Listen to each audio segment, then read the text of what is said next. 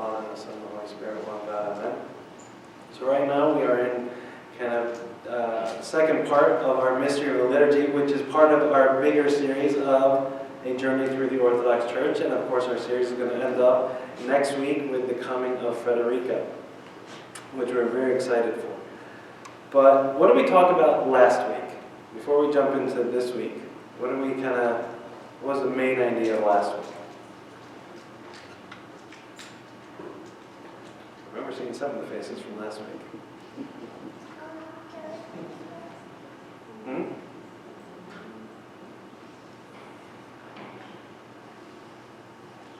Talking about the liturgy.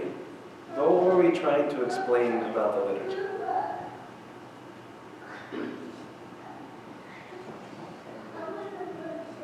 Too much turkey. I know, too much turkey. Ugh, that's alright. You can watch it, but I'll give you... It's posted, so you can go watch it, but what we were talking about last week... Oh, was somebody raising their hand? Huh? I was saying,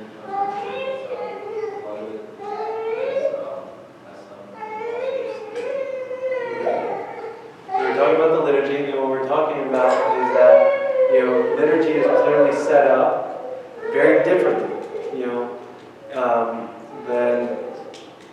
than many other churches that we would see here in the States. And so, what we were trying to answer last week is why is it set up so differently? And so what we looked at was a couple of the glimpses into heaven and what those glimpses showed us. And so the two of the glimpses that we looked at, or a couple of the glimpses were, one, we looked at Moses when God took him up on the mountain and showed him what the tabernacle should look like and how it should be set up and all those things. And so he went and established the tabernacle. And we also read in Isaiah chapter 6 how Isaiah got a glimpse into heaven, and he saw the cherubim and the seraphim and the live coal that came over and touched his lips. And then we also read in Revelation how St. John saw incense, and he saw the holy creature saying, "Holy, holy, holy." So we look at these glimpses that certain people have gotten into heaven and how worship was set up. This was God saying, worship matters to me. I care about how you worship. I designed worship for you. And so I want to have a say, and I do have a say in how we should worship. And so the last part that we looked at was like, okay, well, that was nice. Isaiah saw into heaven. Moses had the tabernacle written on the side of the mountain. And St. John saw into heaven. But what were the apostles doing? And we looked at Acts, and we saw that in the chapter where St. Luke records that, Paul and Barnabas were all gathered together, and they were praying, and they were ministering to the Lord, that the Spirit said, "Separate unto me Paul and Barnabas." And we looked at that one little word, ministry, and when I told you all that, everybody needs to be reading with their Greek Bible out next to their English Bible.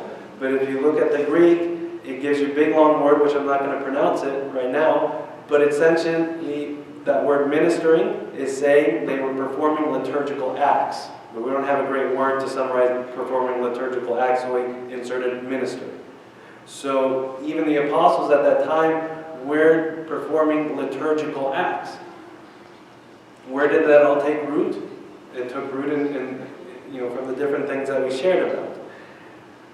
But we ended up last week, and we were saying that clearly God cares about how we worship. He went into great detail about setting up worship. Why? Because when we come to worship, what do? We enter into the dimension of the kingdom. We're entering into the dimension of the kingdom. All right? And that's where we're going to pick up. But I want to go back and cover some other things before we get into really the dimension of the kingdom, because clearly everybody ate a lot of turkey, and we're having trouble remembering last week, so to talk about stuff like, ask you to remember the things that we talked about many weeks ago, I don't think it's going to go very well. So here we are. We are a church, and we've all come to liturgy. All right? When it was the first time we hear the word church, it was in Matthew 16:18, when Jesus asked his disciples, "Who do you say that I am?" And Peter said, "You are the Christ, the Son of the living God." And Jesus said, "You are Peter, and upon this rock I will build my church." All right? What's the Greek word for church? Ekklesia. Ekklesia. All right? Anybody knows, for extra points, what it means? Huh? Sorry? A gathering. Just any gathering? Believers. Okay. Of people who share a common belief, who are being called out for a common purpose. Okay? So ekklesia means you are called out for a purpose or a belief, a common belief that unifies you. So the word or the idea of church doesn't necessarily only fit into like Christian churches as we would commonly say, but it's a word that can be used for any group of people that are called out for a specific purpose or unified by a specific belief. So what was their belief? It was in Jesus. And Jesus said, "I am the way, the truth, and the life." So they were called out to a certain belief, and that belief was in Jesus, and Jesus was actively showing them the way to live. All right? Liturgy, as we talked about last week, is the work of the people. What's the work of the people?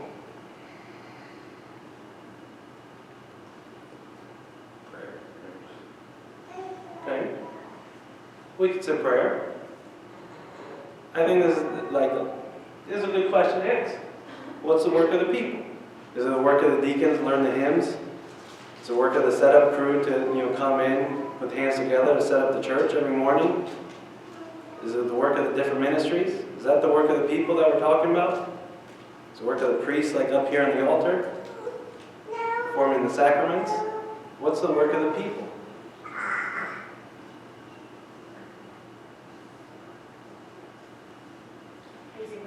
Okay. Praising God. I think we can, and we're going to spend the rest of the time taking this apart. Okay? Because we always say, like, oh, liturgy is the work of the people.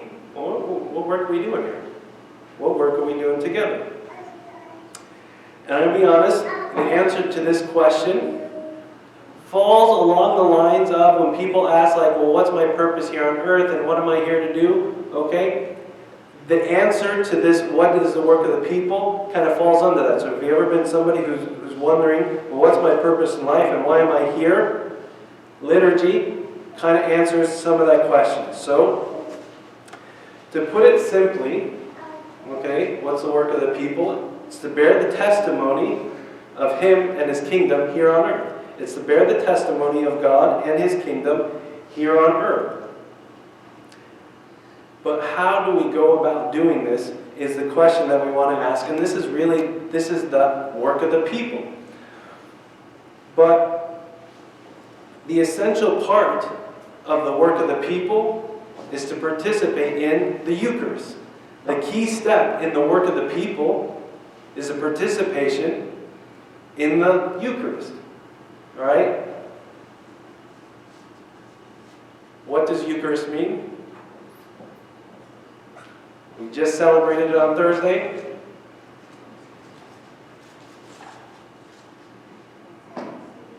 Thanksgiving, thank you. All right? So, we're talking about the liturgy of the Eucharist. So let's put our whole big sentence together. All right? Let's kind of, what is liturgy of the Eucharist? Liturgy of Thanksgiving. So, we can also say the work of the people of Thanksgiving. All right? Doesn't really make sense when we just say it like that.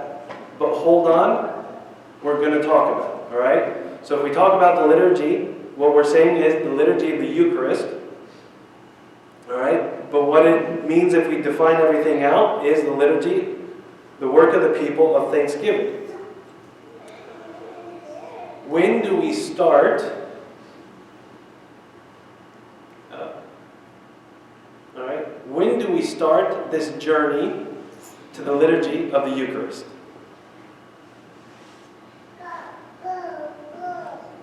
I'll be honest, it's a trick question. I want you to think simply. Many people are like, we start Saturday night. Sure. Like, yes, we do start Saturday night with Vespers and things like that, but let's be honest, we don't have Vespers on a regular schedule, and even if we had Vespers, very, very few people show up. All right? So when do we actually start, for all practical purposes, our journey to the liturgy? Sunday. Sunday morning, when this goes off. Okay? When that goes off, that's when our journey starts. Why? Because that's when we fight the battle. That's when the fight to come to liturgy happens. Alright? And what happens? Alarm goes off. It's cold outside. I really don't want to get out of bed. Alright? Or we come up with the excuses of, I got too much work to do. Or I got a big exam to study for.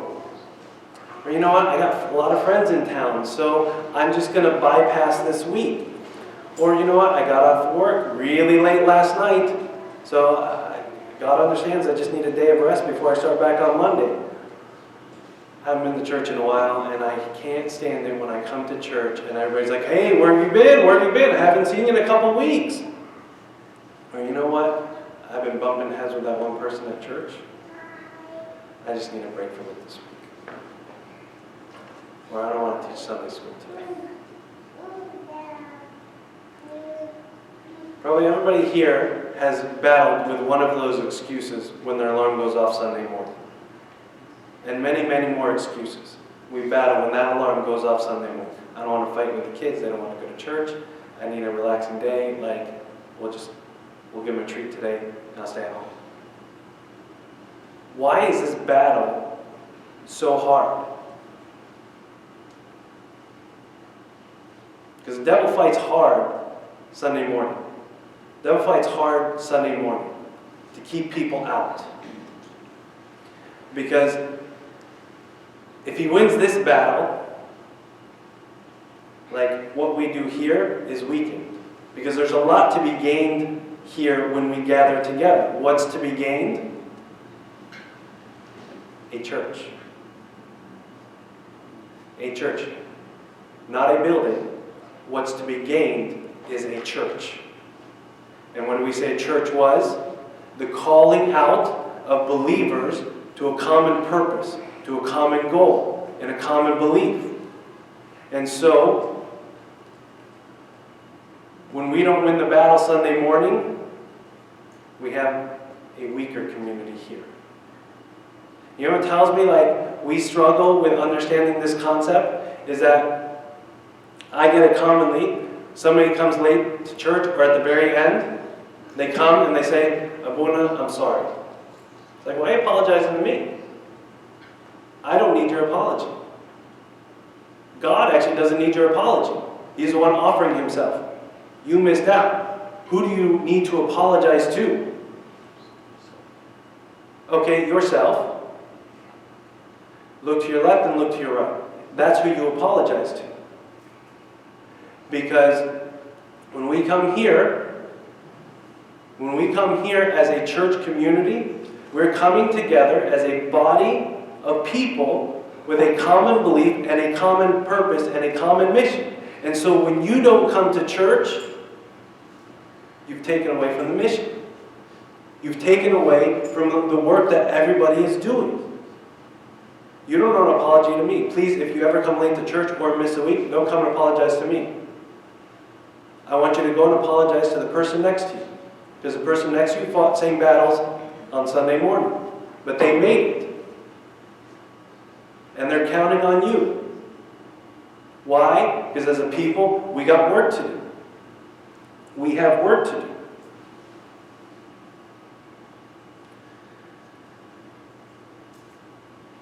And as we're kind of hinting at, our work is to bear testimony for God here on earth and to speak about his kingdom to come. And so if we're going to speak about the kingdom and God, it seems like we should have first-hand experience with the kingdom and God himself before we go and speak about it. Because it's like telling somebody you should go see a movie but not having seen the movie. Your advice is only so good. But when you've gone and seen the movie, the way you talk about it is very different. And so Similarly, as our work is to bear testimony of God and His kingdom here on earth, we need to experience God. And so as we bear testimony to everybody about God and His kingdom and the work that He's doing, we need to be able to bring them to a place where they are going to experience God and His kingdom. And so it becomes essential for us to see church as not part of this world. Because Jesus Himself, even though He walked in this world, the gospel describes Him as not being of this world. So if we think that our church and our community is just like a place, we've shortchanged it. Because God never intended for it to be a place. He intended church to be His kingdom. Why? Because we're bringing anybody into a different place, into a communion and a relationship with Him. And so, if I can sum up that idea, let's look at it in two ways. The people constitute the church. The church does not constitute the people. Okay? The people make up the church, not the church make up the people. If I had a church and I put a whole bunch of atheists in the church, do I have a church? No, you don't have a church. Because you don't have people who believe in the mission and the cause of that community. You may have a shell of a church, and it's a dying church. But if you put a whole bunch of atheists in a building that is called a church, you do not have a church. But when you put a bunch of believers in that building, now you have a church. Now you have a church. What makes up the church? It's you. It's you. You make up the church. And you and I have work to do in this church. And so, when we gather together, we begin to fulfill the mission of the church. But as we're saying, the mission of the church is really contingent upon our partaking of the Eucharist, our partaking of Christ. And so why do we use this word thanksgiving when we talk about Christ? When we talk about His sacrifice, when we talk about coming to communion, why do we use this word thanksgiving, liturgy of thanksgiving? Well, let's take a look at Christ's life. When Christ walked on this earth, there's three things that I want to highlight. He walked with total obedience. He walked in total obedience to what His Father wanted. He also walked loving everybody.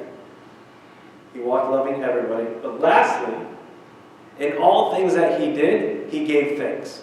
In all things that He did, He gave thanks. In every situation, in every interaction that He had with somebody on this earth, He gave thanks. Some of it is documented, but we also know that Jesus went to often to a secluded place and prayed.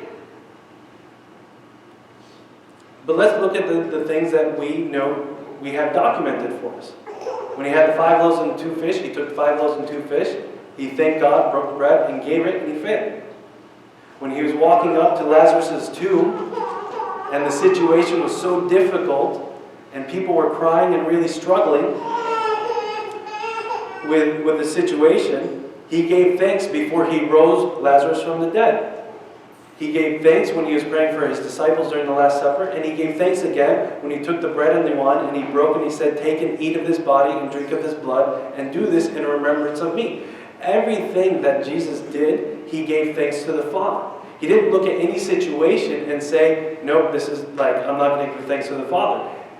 Even to the point when He looked at the cross, He was thankful for the cross. In everything that He did, in every interaction, what was it? It was an opportunity for Him to give thanks. Why? Because Christ looked at everything in life as being sacred.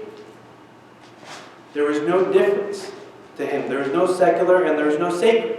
Everything was sacred. Every interaction, every situation, every healing, every talk on the mountain, every miracle. It was an opportunity for Him to give thanks. That's how He saw the world. That's how He walked through the world perfectly as an example to us.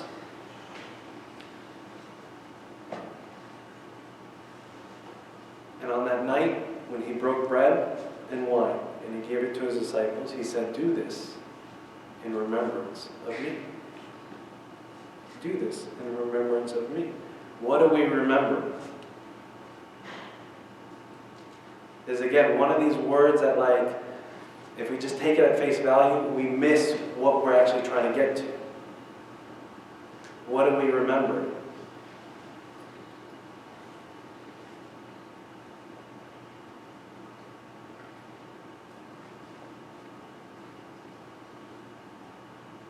It's good to ask questions that kind of stump us, especially questions of verses that we've been saying over and over for some of us 5, 6 decades of our lives. Okay, what do we remember?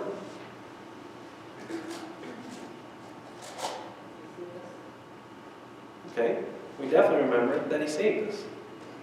This is one of those questions that, like, there's not one, like, answer. It's many. It's a compilation of things. Okay?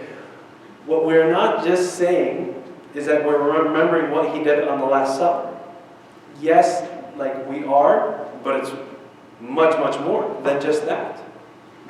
Because what did we just talk about? We looked at Christ's life, and we looked at his obedience, we looked at his love, and we looked at how he gave thanks.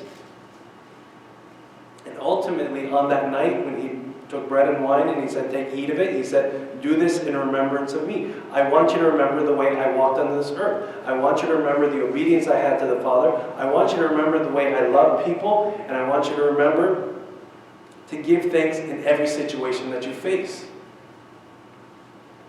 And so this idea of "do this in remembrance of me," combine it with what's our work. Our work is to come here, experience the kingdom, and then to go out into this world and to see every situation, and in every situation give thanks for that situation. Because God is in the situation. God is helping us. God is in when you disagree with your boss. God is there when you're struggling with your kids, and kids when you're struggling with your parents. God is there in your finances. But do we look at all these little situations and we give thanks, or we look at all these little situations as nuisances that I just need to deal with? Because it's the difference between Christ's life and our life. He looked at every situation, every little thing, and he said, "I will give thanks." And sometimes we separate that. We look at all these different things that we struggle with and these interactions, and we forget to give thanks. We take God out of the equation. But our whole purpose is to bear testimony and witness to God here on earth. And so he's saying, remember the way I did it. But there's no way to remember what he did without coming here weekly and being reminded of what he did. Because remembering to be nice to somebody, and now, like, to remember to walk out into this world and to live as Christ lived, we need a weekly reminder, if not more. Definitely we need more, but at bare minimum, a weekly reminder. Because the full potential and the full power of liturgy comes when we begin to offer up our lives in thanksgiving to God. When we look at every little situation and we give thanks, the good ones, but especially the difficult ones. And when we begin to align our life with his mission, what we do here makes a lot more sense. When we begin to align our life with his life, what we do here in church, and our work as a community makes a lot more sense, has a lot more meaning. But when we're not aligned, coming here can just be 3 hours on a Sunday in a building. But its purpose was not that. That's why we talk about, like, coming together as a community. We have work to do. It's the work that God laid out for us. It's the mission of the church, to reach out, to bring people into the kingdom. But it's hard to bring people to a kingdom which you haven't tasted. So you and I, we need to partake. We need to partake regularly. And we need to see that this is a reminder of our ultimate purpose here on earth, and to align our life with what He has set for us. And so let's take a minute to be thankful of the example that God has given us through His only begotten Son, Jesus Christ. And to ask Him and pray that, Lord, help me to align my life with your mission. And glory be to God forever.